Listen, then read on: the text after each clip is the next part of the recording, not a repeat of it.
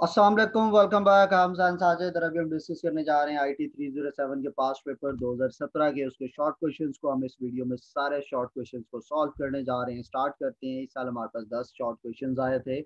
2 number का हर एक short question था। टोटल मार्क्स इसके 20 थे। स्टार्ट करते हैं। पहला क्वेश्चन था, what is an object, give an example, give the characteristics of object oriented system.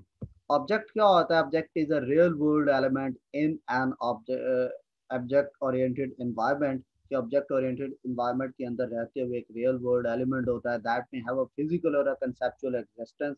या तो कंसेप्चुअली वो एग्जिस्ट कर रहा होता है या फिर वो फिजिकली भी एग्जिस्ट कर रहा होता है। Objects can be model according to the needs of the application. तो जो आपके एप्लीकेशन की नीड्स होती हैं उसके अकॉर्डिंगली ऑब्जेक्ट्स जो होते हैं उनको प्रोग्राम किया जाता है, उनको मॉडल किया जाता है, उनको बनाया जाता है। ज़रूरत के हिसाब से ऑब्जेक्ट्स को बनाया जाता है। ऑब्जेक्ट में have a physical existence like customer, car, या फिर ये इंटेंजिबल या कंसेप्चुअल एग्जिस्टेंस इसकी हो सकती है कि लाइक अ प्रोजेक्ट या फिर एक प्रोसेस के तौर पर।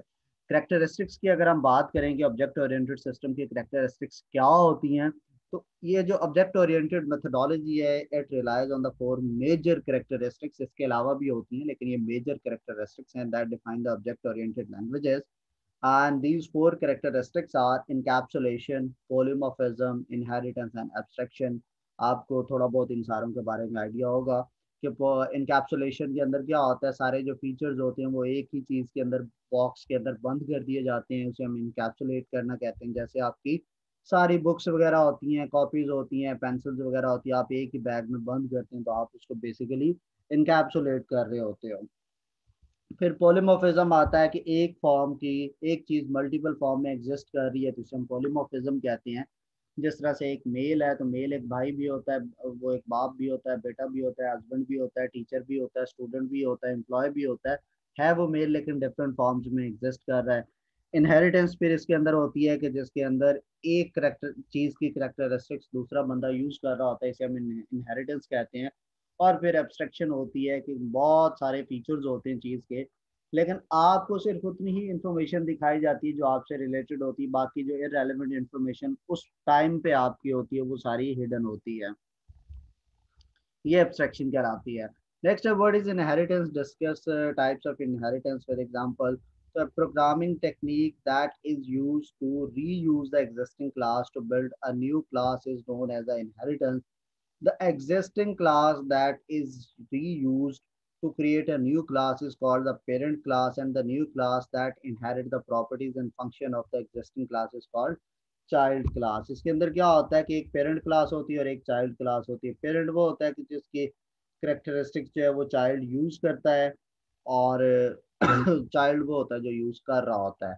इसके मल्टीपल टाइप्स हैं। सिंगल लेवल इनहेरिटेंस है, मल्टीपल लेवल इनहेरिटेंस है, मल्टी लेवल इनहेरिटेंस है, हिरार्किकल इनहेरिटेंस है, हाइब्रिड है। ये बेसिकली मैंने 5 लिखा है, ये बाय मिस्टेक ऊपर 3 लिखा गया है। इसकी ये एग्जांपल देखने के, एक व्हीकल एक जनरल टर्म है। ये एक व्हीकल की हमारे पास क्लास है। फिर एक बस है, एक कार है और एक बाइक है। व्हीकल के अंदर एक इंजन होता है, उसके हम कहते हैं जी उसके पहिए होते हैं, उसका एक स्टेयरिंग होता है। तो बाकी हर एक चीज़ की, बस के 4 पहिए हो जाते हैं, कार के भी 4 हैं, बाइक के 2 हो जाते हैं। फिर आगे इसके फर्दर कैरेक्टरिस्टिक्स हैं, स्पीड के हिसाब से ये डिफरेंट है, तो इनकी अपनी भी प्रॉपर्टीज़ हैं और ये जनरल व्हीकल वाली प्रॉपर्टीज़ को भी इनहेरिट कर रहे होते हैं। नेक्स्ट क्वेश्चन हमारे पास आता है, difference between multi level and multiple inheritance. So multiple inheritance is a type of inheritance in which child class is derived from multiple parent classes. इसे हम multiple inheritance कहते हैं। The child class can inherit all data members and data functions of all parent class. ये जो child classes होती हैं ये parent class के सारे data member और functions को जो है वो inherit कर सकती हैं। इसके पास authority होती है कि उसको सारा का सारी चीज़ें यूज कर सकते हैं। दूसरी होती है multiple level, multi level inheritance. इसके अंदर क्या होता है कि एक क्लास से दूसरी बनाई जाती है, दूसरी से तीसरी, तीसरी से चौथी, यानी in which a class is derived from another derived class. या एक क्लास से आपने बी क्लास बनाई और बी से फिर आपने सी बनाई, तो सी बेसिकली इनडायरेक्टली ए के सारे फीचर यूज कर रहा है लेकिन वो डायरेक्टली उसे ड्राइव नहीं किया गया। इसे हम मल्टी लेवल इनहेरिटेंस कहते हैं। When we use publicly derived inheritance, इसके मैंने 2 आंसर्स लिखे हैं। So when derived class from public base class, then public and protected members of base class become public and protected member of derived class. अभी हम कब use करते हैं और इसका बेनिफिट क्या होता है कि public inheritance make the public member of the base class public in the derived class. अब आई होप आपको ये बेस क्लास का मतलब पता होगा कि दो क्लासेस में इनहेरिटेंस होती है, तो एक मेन क्लास है वो बेस क्लास है, और जो यूज कर रहे हैं उसकी प्रॉपर्टीज वो उसका ड्राइव्ड क्लास होती है, ठीक है। और प्रोटेक्टेड मेंबर्स होते हैं बेस क्लास के, वो रिमेन प्रोटेक्टेड रहते हैं ड्राइव्ड क्लास के अंदर भी, उनको आप नॉर्मली यूटिलाइज नहीं कर सकते। Protected inheritance makes public and protected member of the base class in the derived class. और फिर what is difference between linear and iterative process modeling approaches with examples। तो इसका कोई ऐसा खास मुझे जो है इसका हमने डिटेल में आंसर तो मैंने नहीं लिखा, लेकिन एक बेसिक सा आपका आंसर है जो आपके 2 नंबर पूरे करवा देता है।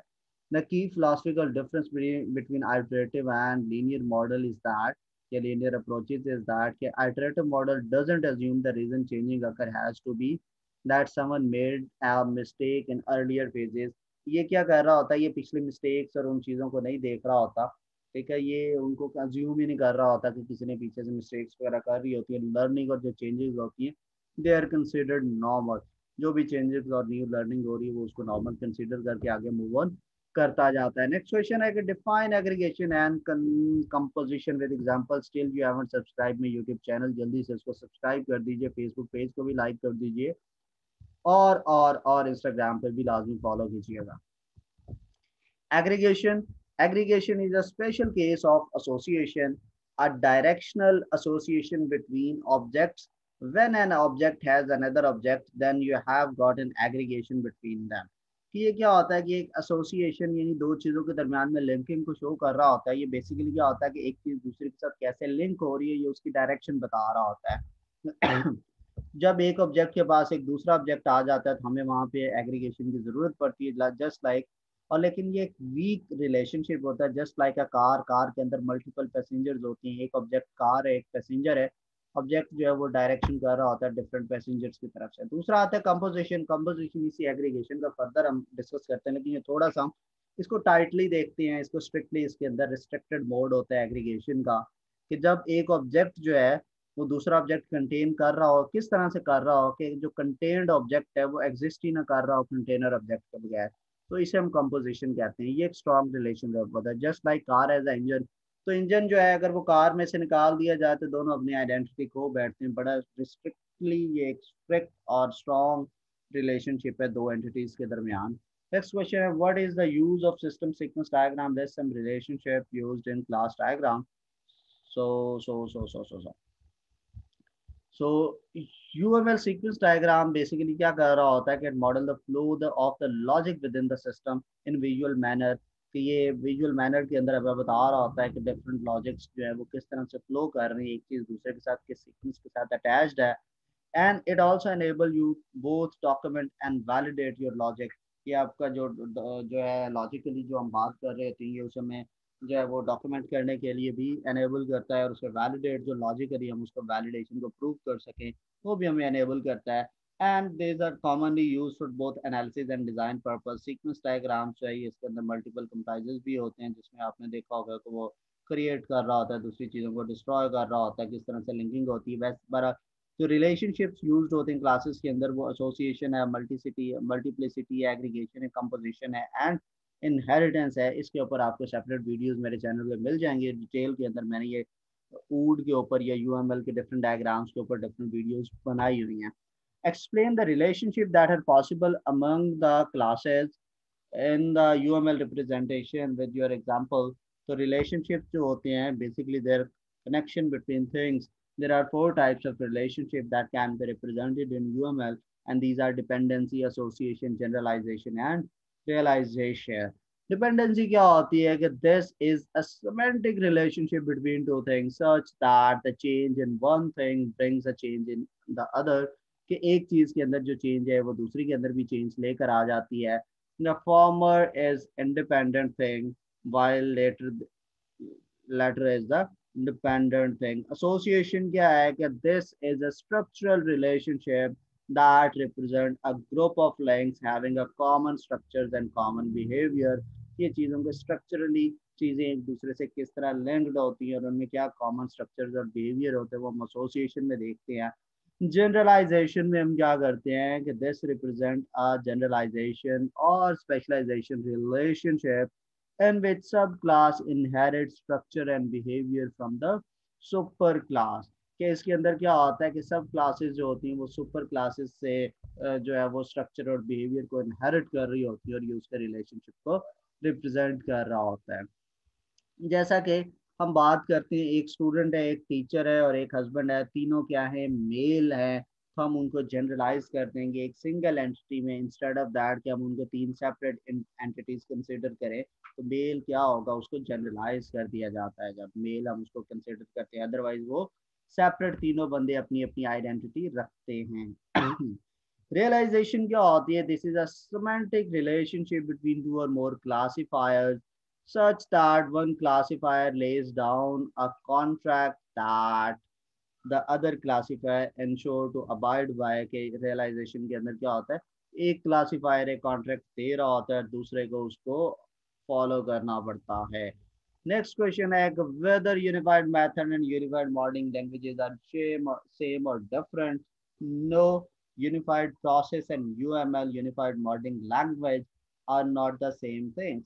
unified process में हम क्या करते हैं कि the unified process is a type of framework which is used for UML in software engineering। तो सॉफ्टवेयर इंजीनियरिंग के अंदर हम यूनिफाइड प्रोसेस जो कि एक फ्रेमवर्क होता है उसे हम यूज करते हैं for unified modelling languages. And it is a popular iterative and incremental software development process which should be customized for the specific organization or project। Thank you. आपका कोई भी क्वेश्चन हो तो आप फेसबुक पेज के through या Instagram के through पूछ सकते हैं। स्टिल आपने अगर चैनल को सब्सक्राइब नहीं किया तो जल्दी से सब्सक्राइब कर दें। अगर आपको थोड़ा सा भी बेनिफिट हो रहा है तो आप इसको चैनल को भी सब्सक्राइब कीजिए, फेसबुक पेज और इंस्टाग्राम पेज को भी लाइक कर दीजिए। इंशाल्लाह आपसे अगली वीडियो में मुलाकात होगी, तब तक अल्लाह हाफिज़।